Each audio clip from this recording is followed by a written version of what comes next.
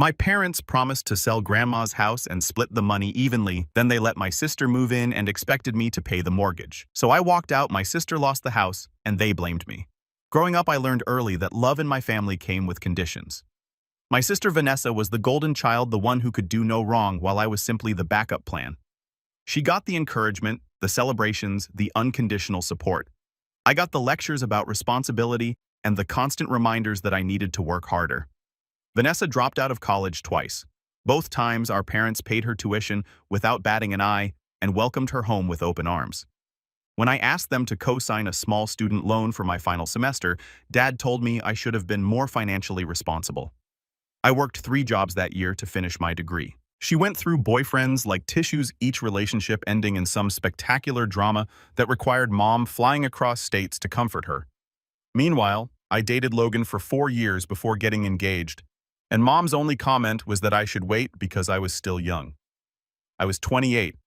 The pattern continued for years. Vanessa got money for a business venture that failed within 6 months. I got a card with $50 for my 30th birthday. She received a new car when hers broke down. I took the bus for 2 years saving for a used sedan. But the house was different. The house was supposed to be fair. My grandmother owned a beautiful craftsman-style home in Portland that she'd bought in the 70s. 3 bedrooms, original hardwood floors, a garden that she tended until she physically couldn't anymore. Property values in that neighborhood had skyrocketed over the decades. By the time Grandma Lorraine passed away, the house was worth close to $800,000. Grandma left it to my parents jointly.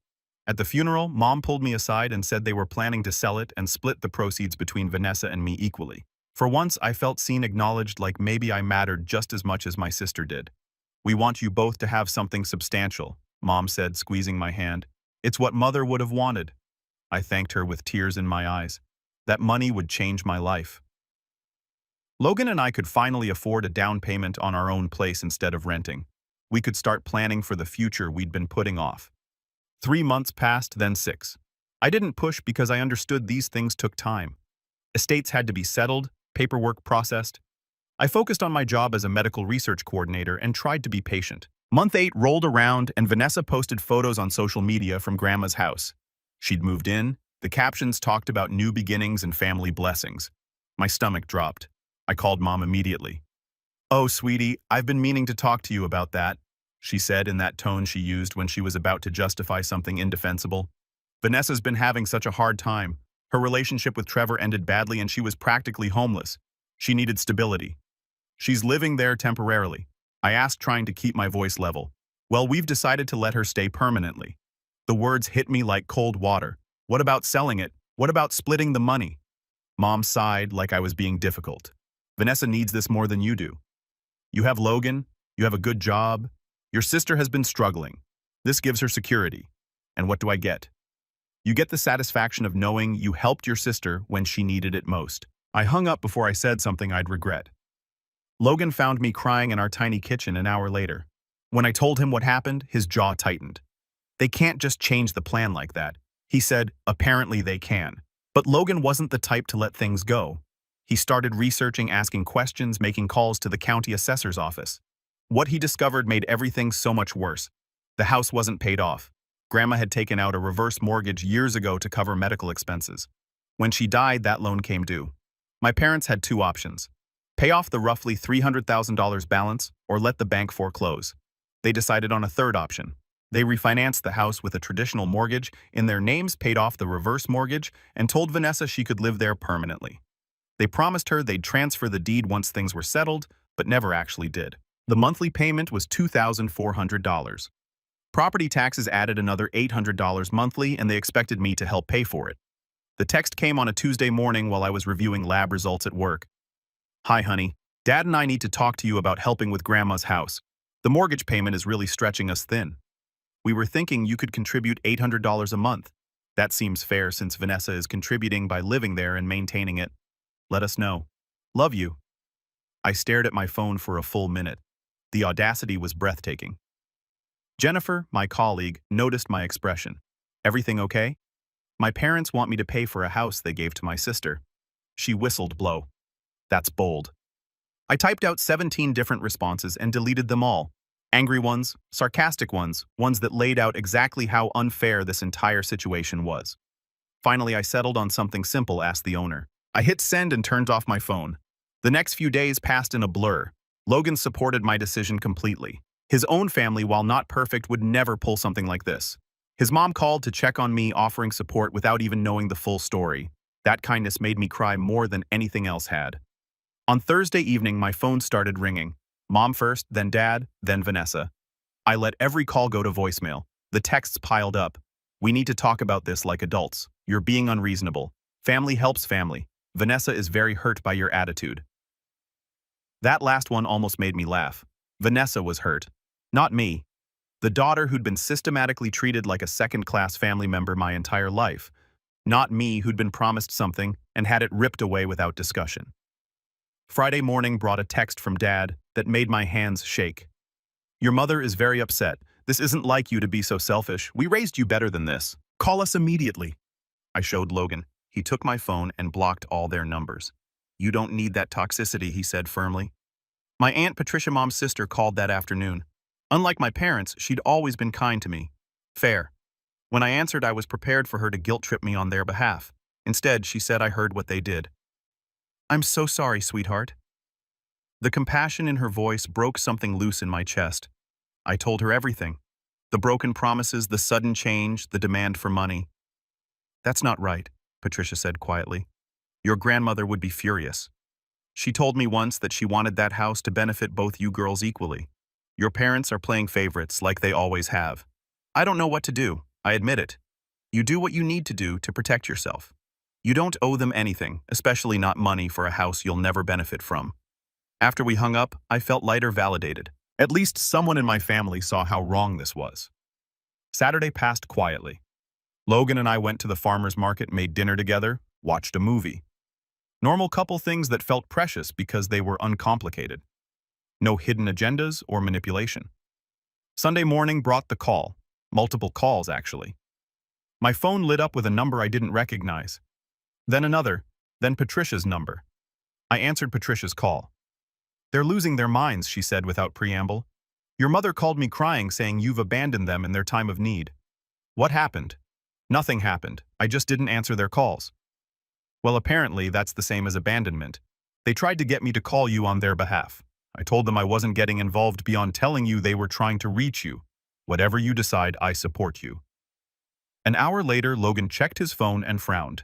Your sister posted something. He showed me the screen. Vanessa had written a long post about family betrayal and jealous siblings who couldn't be happy for others' success. She didn't mention me by name, but several mutual acquaintances had commented asking if everything was okay.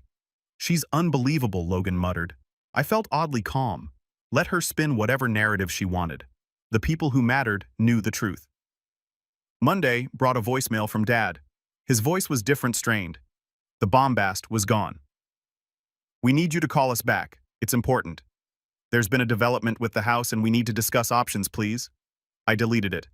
Patricia texted me Tuesday afternoon. Did they tell you about the appraisal?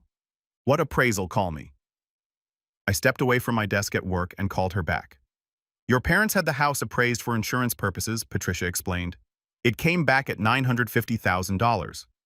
Apparently, Vanessa saw the paperwork and started talking about taking out a home equity line of credit. Your parents are panicking because they're still on the mortgage and they know if she defaults, they're responsible.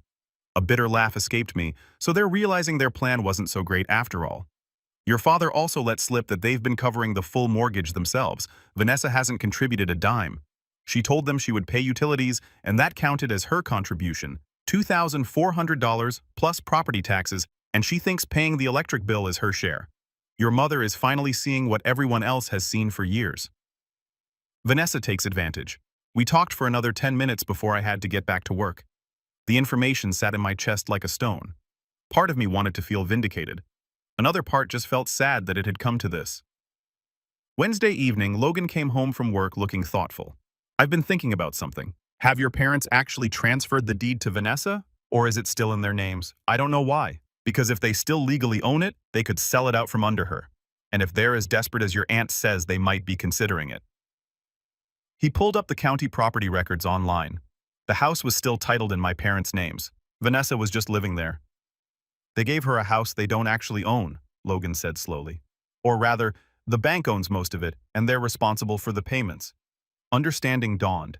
They promised her ownership, but never transferred the title. Or at least, let her believe something that isn't technically true.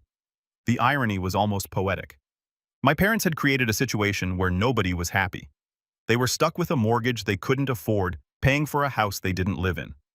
Vanessa believed she owned a property she had no legal claim to, and I was the villain for refusing to fund their bad decision. Thursday brought another unknown number to my phone. This time I answered just to see who it was. Finally, Mom's voice came through. "I've been trying to reach you for days. I've been busy. Too busy for your own mother. We need to talk about the house situation. It's become untenable." I waited silently. "Your father and I can't keep up with the payments alone. We're dipping into our retirement funds. We need you to contribute at least $500 a month. That's more than fair. Is Vanessa contributing?" A pause. "She's contributing in other ways. So no, she's going through a hard time. She's looking for work." "Mom, I'm not paying for a house I have no ownership in and no benefit from. You made your choice. But were your parents? Yes. And you chose to give everything to Vanessa without even discussing it with me first. You changed the plan completely, promised her something you couldn't afford, and now expect me to fix it. That's not my responsibility. How can you be so cold after everything we've done for you?" The laugh that came out of me was sharp. "Everything you've done for me. Name one time you put me first. One time you chose me over Vanessa." Silence on the other end. That's what I thought. I'm done, Mom. Done being the responsible one who gets nothing. Done being the backup plan. Done funding Vanessa's life while she contributes nothing. "If you don't help us, we'll lose the house," Mom said, her voice breaking. "Then you'll lose the house. Maybe you should ask the owner to help." I hung up and immediately blocked that number too. Logan held me while I cried that night. Not because I felt guilty, but because I was grieving. Grieving the relationship with my parents I'd always wanted but never had. Grieving the fantasy that they might someday see me as equal to my sister. Friday. Patricia called again. "Your father showed up at my house this morning. What did he want?" "He wanted me to convince you to help them. He said you were being cruel and vindictive. I told him he created this mess and he could find a way out of it himself. He left angry. I'm sorry he dragged you into this." "Don't be. Someone needed to tell him the truth. He's been enabling Vanessa her entire life. And your mother goes along with it because it's easier than standing up to either of them. They made their bed." Over the weekend, 3 more unknown numbers called. I didn't answer any of them. Logan and I drove to the coast, walked along the beach, ate fresh seafood, and pretended my family drama didn't exist. Those 2 days were peaceful in a way I hadn't experienced in months. Monday brought an email from Vanessa. It was long, rambling, and full of accusations. I was jealous, petty, unable to be happy for her punishing her for their parents' decisions. She called me cold-hearted and said she never wanted to speak to me again. I forwarded it to Patricia without comment. She replied within minutes, "Wow, she really doesn't see her part in any of this, does she?" Never has. Work kept me distracted during the day. I was leading a research study on autoimmune disorders, and we were in a critical phase of data collection. My team depended on me to stay focused and professional. Somehow compartmentalizing my family issues became easier. They were a problem I couldn't solve, so I stopped trying. 2 weeks after my last conversation with Mom, Patricia called with news. They listed the house. My heart stuttered. "What, your parents put it on the market?" "Listed it Friday." Vanessa found out yesterday when a realtor showed up with potential buyers. Apparently, she lost her mind. Called your mother screaming. Your parents told her they had no choice because they can't afford it and you refused to help, so they're blaming me. Of course they are. Vanessa posted about it. Another vague rant about family betrayal and being made homeless by selfish relatives. Let me guess, she still hasn't mentioned that she never actually owned it. Not a word. She's telling everyone they're stealing her inheritance. The audacity continued to amaze me. How are Mom and Dad handling it? According to your mother, they're doing what they have to do. She called me crying yesterday, saying this was all your fault for not being a team player. I told her the team was rigged from the start and hung up. Patricia, you don't have to alienate yourself from them because of me. Honey, I've been watching them treat you like a spare child for 32 years. I'm done pretending it's okay. Your grandmother would be ashamed of them. After we hung up, I sat with the information. The house would sell quickly in that market. My parents would walk away with probably $500,000 after paying off the mortgage and closing costs, money they desperately needed for retirement. Would they split it with me? Unlikely. They'd probably give it all to Vanessa to assuage their guilt over making her homeless. The cycle would continue, but that wasn't my problem anymore. Logan found me lost in thought when he got home. "What's going on in that head?" I told him about the house listing. "Good," he said firmly. "They're finally dealing with their mistake. How does that make you feel?" "Relieved, actually. At least it's ending. You know they're probably not going to give you any of the proceeds." "I know. And you're okay with that?" I considered the question. "I'm okay with being free of them. The money would be nice, but the peace I've had these last few weeks is worth more. I'm not angry anymore. I'm just done." He kissed my forehead. "I'm proud of you. The house sold in 9 days." Patricia kept me updated despite my parents' radio silence. The buyers paid asking price, all cash, quick close. My parents would clear the remaining mortgage balance of around $280,000 and have enough left over to replenish their retirement accounts. Vanessa moved back in with them temporarily. According to Patricia's sources, it was going poorly. She's already complaining that their house is too small and the neighborhood isn't nice enough. Patricia reported, "Your mother is at her wit's end, but she won't say anything because she feels guilty. Some people never learn. Your father tried to call me last week, wanted to know if I'd heard from you. I told him no and suggested if he wanted to talk to you. He should try apologizing first. He said he had nothing to apologize for." That stung, but not as much as it would have a month ago. I'd accepted that my parents would never acknowledge their role in this disaster. They'd rewritten the narrative in their heads where they were the victims and I was the ungrateful daughter. 3 months later, life had settled into a new normal. Logan and I found a beautiful condo within our budget and put in an offer. We got married in a small ceremony with friends and his family. Patricia came and sat on my side of the aisle. She was the only blood relative present. My parents didn't even know about the wedding until Patricia mentioned it in conversation with Mom weeks later. According to Patricia, Mom cried and said I was punishing them by excluding them from major life events. I told her she excluded herself, Patricia said when she relayed the story. She didn't have much to say to that. Nearly a year after the house sold, an envelope arrived at my apartment. Inside was a check for $50,000 and a note in my father's handwriting. "This is your share from the house sale. We kept the rest for retirement and to help Vanessa get back on her feet. We hope this shows we were always planning to be fair." I stared at the check for a long time. $50,000 out of the roughly $600,000 they'd netted from the sale after paying off the mortgage and closing costs. Less than 10%. Vanessa got the rest either as a lump sum or in parcels to help her get back on her feet, which would never happen because Vanessa was incapable of standing on her own. Logan found me holding the check. "What are you going to do?" "Cash it," I said. "And then we're buying new furniture for the condo." No guilt. None. They gave me less than 10% and think they're being generous. It tells me everything I need to know about how they value me. I deposited the check the next day. Used half for a down payment on a car since my sedan was dying. Put the rest in savings. Sent my parents a brief text, received the check, thank you. No other acknowledgement. No acceptance of their narrative that this proved their fairness. The text back came within minutes. "We'd love to see you and Logan sometime, maybe dinner next week or next." I showed Logan the message. He shook his head. They think money fixes everything. They think $50,000 erases 37 years of being second best. Are you going to respond? I thought about it for a long moment. Part of me wanted to see them, wanted to look them in the eye and tell them exactly how their choices had affected me. But what would that accomplish? They'd either get defensive or cry and I'd leave feeling worse than before. No, I decided if I respond, they'll take it as an opening. They'll think we're on the path to reconciliation and we're not. This changes nothing. Logan squeezed my hand. "Then don't respond." I didn't.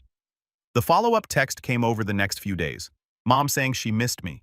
Dad asking if I was still upset about that whole house situation. Vanessa sending a message saying she heard I got money and maybe I could loan her some since she was having a tough month. That last one actually made me laugh out loud. Even now, even after everything, Vanessa thought she could just ask me for money and I hand it over. The entitlement was staggering. I blocked Vanessa's number too. Let her figure out her own finances for once in her life. Jennifer at work noticed I seemed lighter somehow. "Whatever was weighing on you seems better," she observed during lunch one day. I cut off contact with my family, I told her. Well, most of them. That takes courage. How does it feel like I can finally breathe? No other acknowledgement. No acceptance of their narrative that this proved their fairness. Patricia called a week later laughing. Your mother is beside herself that you didn't call to thank them profusely. She expected gratitude and tears of joy. Did she really think $50,000 fixed everything? She thought it proved they'd always intended to share the proceeds. Never mind that Vanessa got over 10 times what you did. A year and a half later, Patricia reported that Vanessa had gone through all her money. She bought a new car, taken an expensive vacation, and invested in another business venture that immediately failed. She was back to living with my parents and asking them for money they no longer had to give. Your mother actually said to me, "I don't know where we went wrong with Vanessa," Patricia said incredulous. "I told her they went wrong by never letting her face consequences." She got mad at me. Are they still expecting her to eventually launch? I think they're starting to realize she never will. Your father looks exhausted every time I see him. Vanessa treats their house like a hotel, doesn't clean, doesn't cook, barely contributes to groceries. The satisfaction I felt hearing this wasn't pretty, but it was real. Every choice has consequences, and my parents were finally living with theirs. They'd sacrificed their retirement, their peace, and their relationship with me to enable Vanessa. Now they had exactly what they'd chosen, an adult daughter who would never be independent, draining them emotionally and financially. Meanwhile, Logan surprised me with a weekend trip to wine country for my 34th birthday. We stayed in a charming bed and breakfast, toured vineyards, ate incredible food. No drama, no family obligations, just two people who genuinely enjoyed each other's company. On the drive home, Logan brought up something I've been avoiding. Have you thought about what happens when your parents actually need help? When they're too old to take care of themselves? That's what Vanessa is for, I said, keeping my eyes on the road. You know she won't step up. That's not my problem. They made their choice about who deserved their resources and support. They can't expect me to be there for them when they were never there for me. Logan was quiet for a moment. I just want to make sure you've thought it through so there are no surprises later. I have. Patricia will probably handle things when the time comes because she's kind like that. But me, I've given them enough of my life already. I felt a twinge of something. Not quite sympathy, but recognition that this was the natural outcome of their choices. They created a dependent adult child who would drain them financially and emotionally for the rest of their lives. Meanwhile, Logan and I thrived. We both got promotions at work, started seriously discussing having children, took a trip to Ireland we'd been dreaming about for years, built a life based on mutual respect and actual partnership. My phone rang occasionally from unknown numbers. I never answered. The voicemails were always the same: Mom or Dad or Vanessa wanting something. Money, time, attention, validation. I deleted them without listening all the way through. Patricia remained my only connection to that part of my family. She'd essentially chosen sides, and while I felt guilty about that initially, she assured me she'd been looking for an excuse to distance herself from my parents for years. They're exhausting, she told me over coffee one afternoon. Everything is drama with them. Your mother calls me weekly to complain about Vanessa, but if I suggest Vanessa needs to move out and support herself, she gets defensive. They want sympathy, but no solutions. Do they ever ask about me? Patricia hesitated. Sometimes your mother wonders if you'll come around eventually. Your father says you're stubborn and holding a grudge. Vanessa claims you were always jealous of her. None of them think they did anything wrong. Not even a little bit. Nearly 3 years after I'd sent that Ask the Owner text, I had my daughter.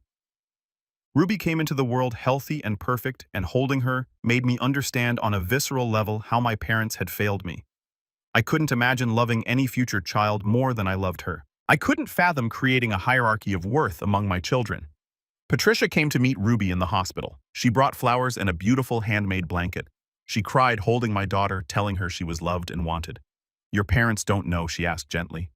No. Are you going to tell them? I looked at Ruby's tiny face. Maybe someday, but not now. I don't want their conditional love anywhere near her.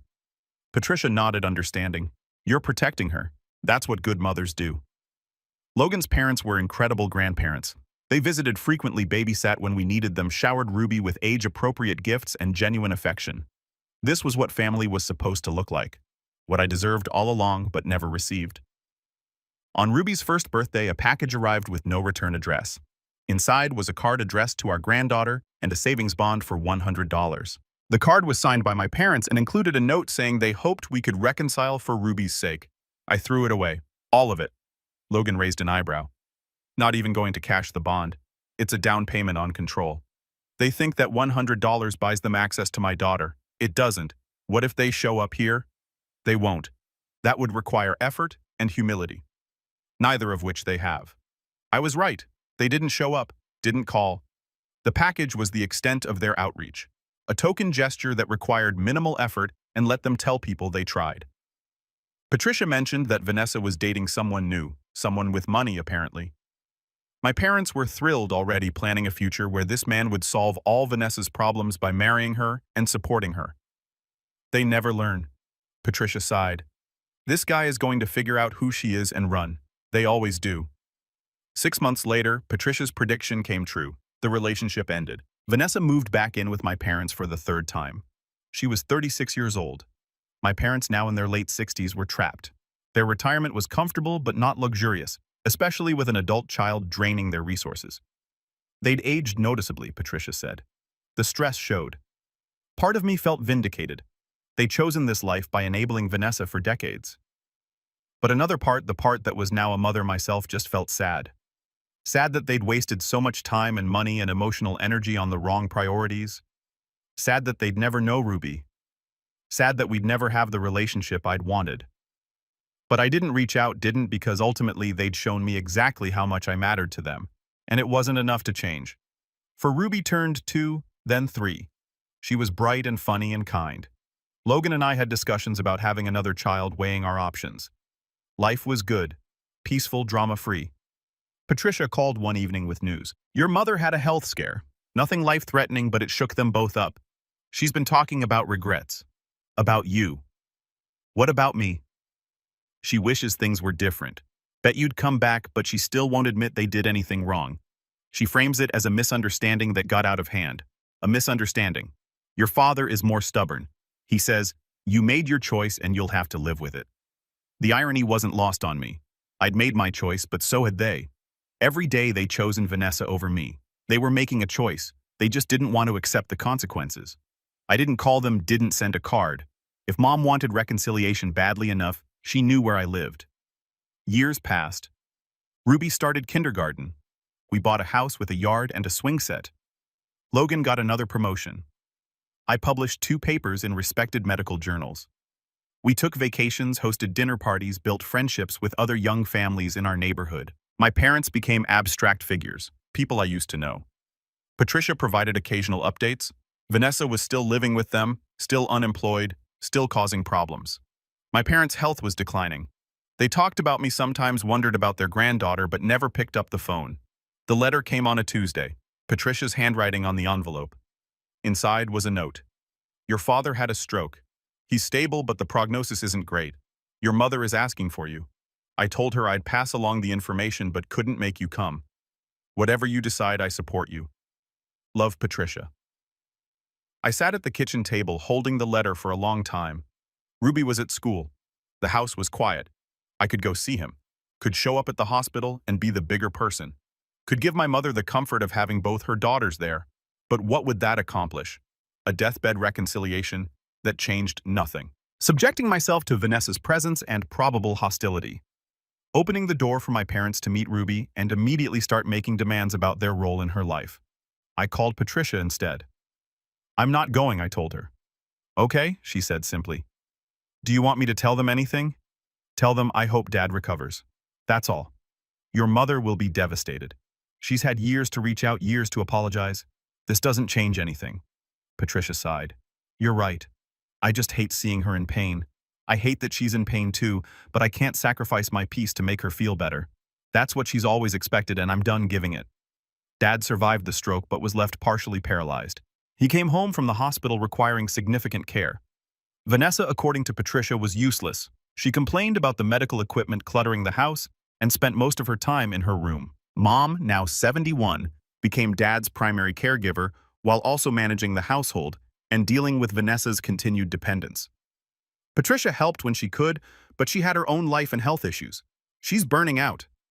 Patricia told me during one of our monthly calls. She keeps saying she wishes you were here to help. I told her she burned that bridge herself. How'd she react? Cried. Said she'd given Vanessa the house because she thought you were more stable and didn't need help. that she'd made a mistake but didn't know how to fix it. The mistake wasn't giving Vanessa the house. The mistake was every choice they made before that. Every time they chose her over me. Every time they let her slide while holding me to impossible standards, I told her the same thing. She doesn't want to hear it. Ruby was 7 when my father died. Patricia called to tell me. I felt a complicated mix of grief and relief. Grief for the father I'd wanted but never had. Relief that his suffering was over. Relief that I'd never have to make the choice of whether to reconcile. I didn't attend the funeral. Sent flowers with a card that said simply condolences. Patricia said Mom was hoping I'd come, that she'd scanned every face at the service looking for mine. Vanessa gave a eulogy about being Daddy's girl, about how close they'd been, about how much he'd sacrificed for his daughters. Patricia said it was nauseating. She made it all about herself. Patricia reported, "Your mother just sat there crying. Several people came up to me afterward asking where you were. I said you were unable to attend and left it at that." The estate was simple. Dad had a life insurance policy that paid out $200,000. Mom got half. Vanessa got half. I got nothing, not even a mention in the will. I'd expected nothing different, but it still stung. Some small part of me had hoped that maybe in death he'd acknowledge I existed, that I was his daughter too. But even then, Vanessa came first. Mom's health deteriorated rapidly after Dad died. The stress of caregiving, the grief, the burden of Vanessa, it all took its toll. She had a series of small strokes that left her confused and frail. Patricia called me several times during this period, keeping me updated.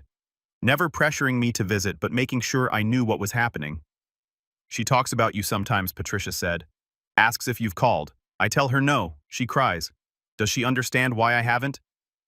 "I don't think so. I think in her mind enough time has passed that you should be over it. But you don't get over being treated as less than for your entire life. You don't get over being promised something and having it ripped away. You don't get over being expected to fund your sister's lifestyle while receiving nothing in return.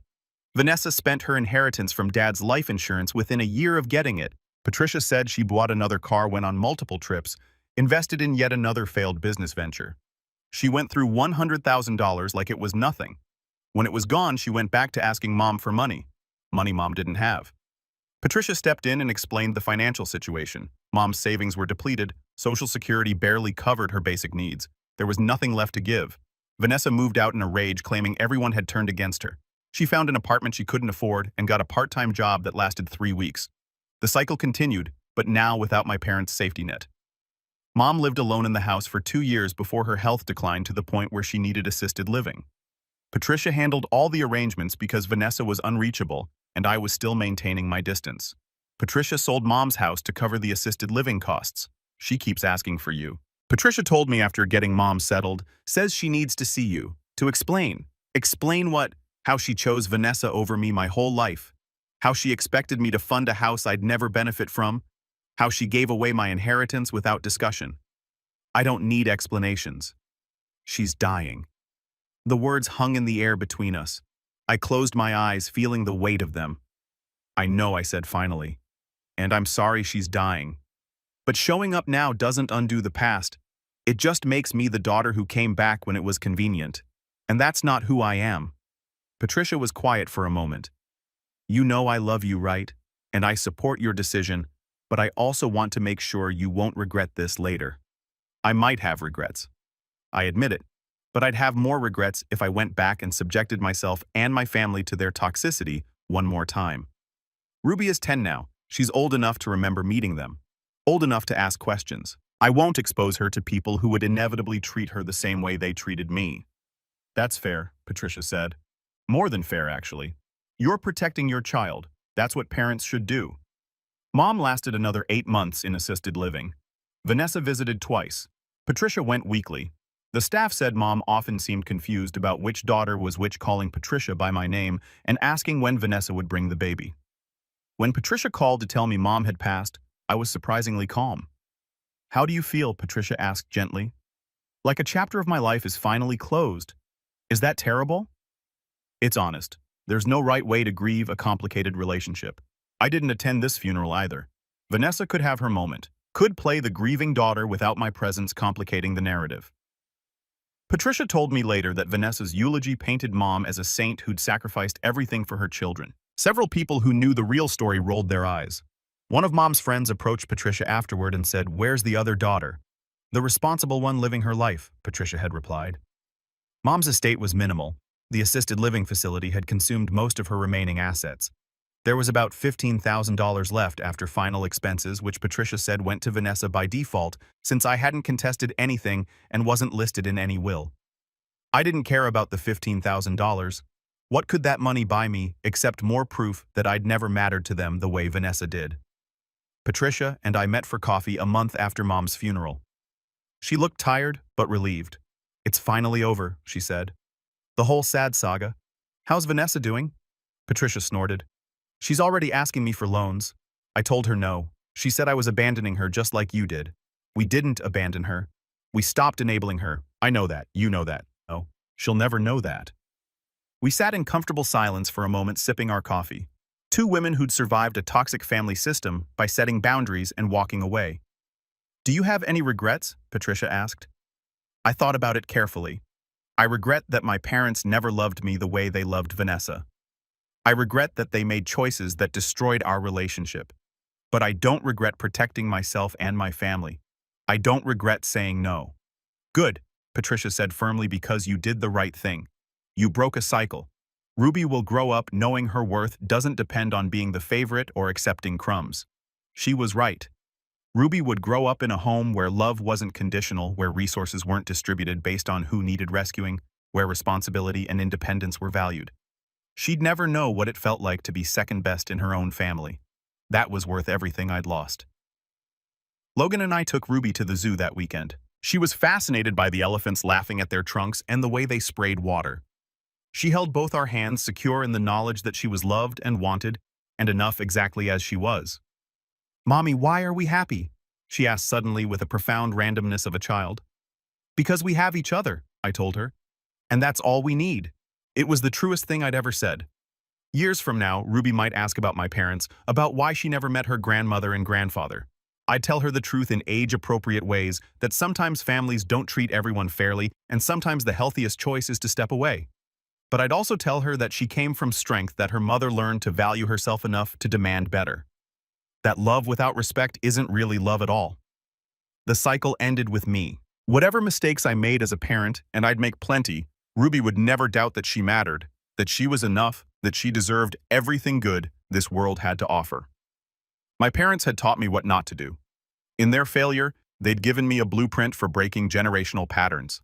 I'd taken their lesson and built something better.